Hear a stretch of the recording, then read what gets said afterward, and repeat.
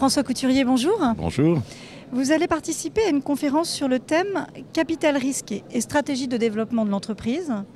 En quoi le capital risque constitue-t-il aujourd'hui une alternative au financement bancaire traditionnel ?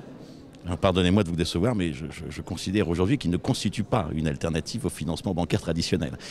Je pense que le capital risque ne répond pas aux mêmes nécessités de développement. Il se situe entre l'amorçage de l'entreprise et sa phase de développement, donc à une phase où l'entreprise n'a normalement pas de rentabilité.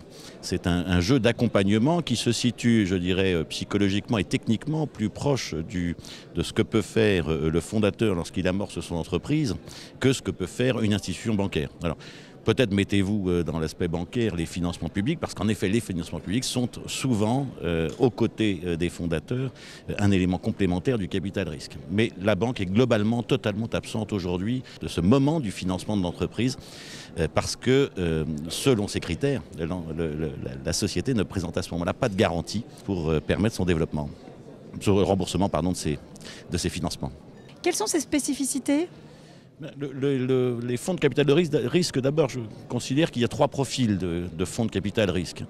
Le premier fonds de capital risque, ce sont des fonds sectoriels qui cherchent à investir dans un secteur d'activité particulier, considérant que leur connaissance de ce secteur d'activité, leur connaissance des grands trends du marché, leur permet d'être des investisseurs plus avisés.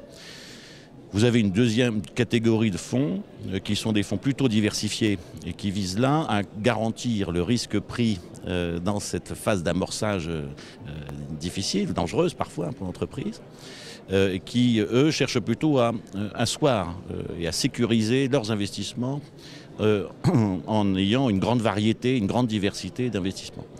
Puis on voit beaucoup se développer une troisième catégorie de fonds de capital risque qui sont notamment des fonds qui sont souvent soutenus par de grandes sociétés qui sont leaders sur leur marché et qui, elles, visent à avoir une stratégie de suivi de ce qui se passe sur le marché, de préemption éventuellement d'idées. On remarque notamment en ce moment dans le domaine de la santé beaucoup d'agitation sur le capital risque dans la santé, puisqu'on cherche des molécules, on cherche des nouveaux traitements et que les grands leaders mondiaux sont un peu à sec en termes peut-être de créativité, d'innovation et de portefeuille de nouvelles molécules innovantes. Alors ça, c'est vraiment la troisième, je dirais, grande catégorie. Ensuite, ces fonds vont investir sur des périodes relativement courtes, entre 4 et 6 ans. Ils vont investir avec un principe qui est auquel on ne pense peut-être pas toujours. Quand on investit dans le capital risque, on investit pour échouer 10 fois et pour gagner 1 fois.